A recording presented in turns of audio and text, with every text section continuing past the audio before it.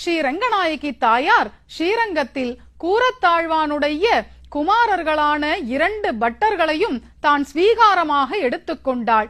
அதில் முதல் குமாரரான பராசர பட்டரிடம் மிகவும் தாய்மையை காட்டினாளாம் ரங்கநாயகி. ஒரு பங்குனி உத்திர நாளில் இந்த ரங்கநாயகியும் ரங்கநாதனும் சேர்த்தியில் இருக்கும் போது அந்த திவ்ய தம்பதிகளுக்கு நைவேத்தியத்திற்காக நெய் அப்பம் வைக்கப்பட்டிருந்தது. அப்போது திரையிடப்பட்டிருந்தது.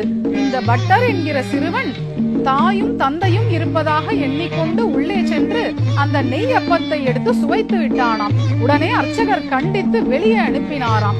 குழந்தை அழுது கொண்டே வெளியே சென்றது.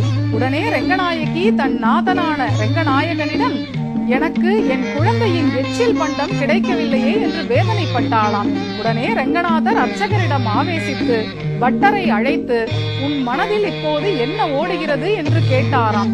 உடனே பட்டர், நான் உள்ளே வந்த போது அப்பாவும் அம்மாவும் உள்ளார்கள் என்று வந்தேன். வெளியே போன போது பெரிய ராஜாவும் ராணியும் உள்ளார்கள் என்று வெளியேறினேன் என்றாராம். அதை கேட்டு மனம் வருந்திய ரங்கநாயகி, எப்போதும் எங்களை உன் தாய் தகப்பனாகவே நினை என்று ஆணையிட்டாளாம். இந்த வைபவம் ரங்கநாயகி தாயாரின் தாய்மைக்கு ஒரு மிகச்சிறந்த சான்று.